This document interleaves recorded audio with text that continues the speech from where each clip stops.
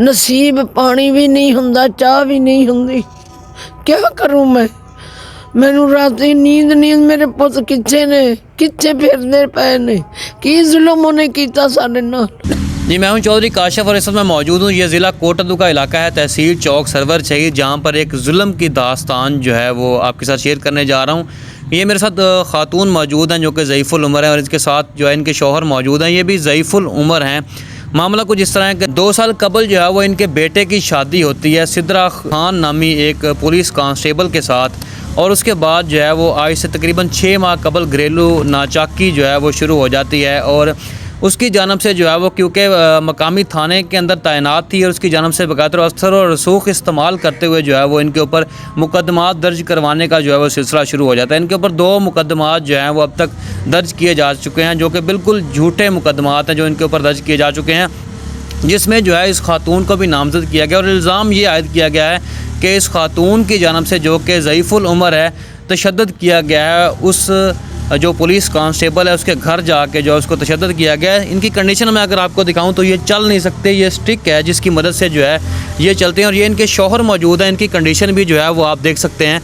DPO साहब, ये चीज़ें बिल्कुल वाज़े हैं जो आपको नज़र आ रही हैं, इनकी कंडीशन आपके सामने है। क्या ये इस कंडीशन में जाके किसी के घर किसी को तशद्दुद कर सकते हैं?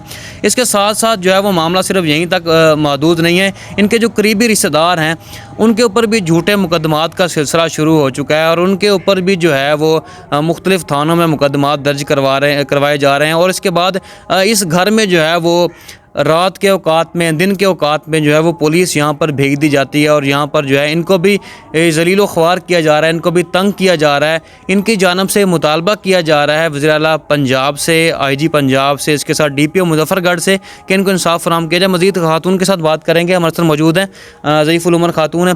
अम्मा दसेसो ये क्या मामला है, किवें ये सारा मामला था?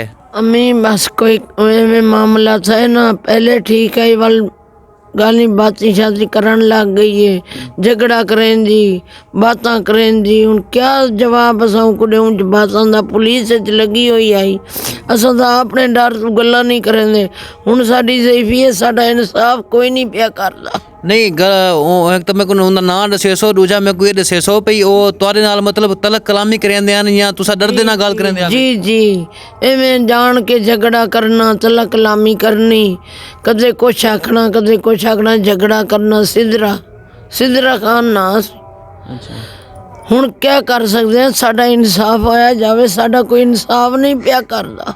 तुसा मकामी SHO कोल गए हो, पुलिस तुहाडे जो घर आ वेंदी है, तुसा उन्हां को वंज के आख्या होसी, फरियाद कीती होसी, इन कंडीशन च गए हो, तुहाडी कहीं सुन? साडी कहे नहीं सुनी बचना, कहे नहीं सुनी। सीधी गल है, साडा इंसाफ कोई नहीं पिया करदा, साडी कोई नहीं पिया सुनदा। अच्छा, तो तुहाडे जेड़े बचड़े हैं जिन्हां ते 20 ते मुकदमा दर्ज करवाए पण ओ कित्था हैं, उन्हां दा क्या मामला है? ओ इथाई कह लेके डाई भज गए, कई लेके डाई भज गए। हुणे पुलिस आंदी पई, हुणे पुलिस आंदी पई है। नसीब पानी भी नहीं हुंदा, चाह भी नहीं हुंदी। क्या करूं मैनू राती नींद नहीं, मेरे पुत किथे ने, किथे फिरदे पे ने, की जुल्म उन्हें कीता साडे नाल। की मुतालबा करना चाहोगे? साडा इंसाफ होया जावे।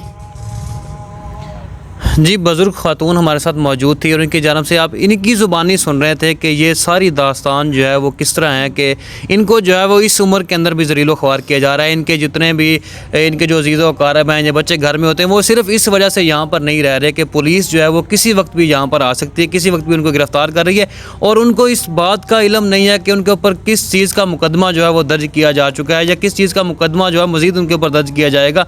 मज़ीद जो है इनको धमकियों का भी सामना है। उनकी जानब से ये मुतालबा किया जा रहा है DPO मुजफ्फरगढ़ से, उसके साथ साथ RPO डेरा गाजी खान से कि जो है इनकी इंक्वायरी की जाए, इंक्वायरी करने के बाद जो है इनको इंसाफ फराहम किया जाए, और अगर पुलिस मुलाजमा जो है इस सारे मामले में मुलव्वस है या SHO की जानब से इनकी बात नहीं सुनी जा रही तो उनके खिलाफ जो है वो कार्रवाई अमल में लाई जाए। जी।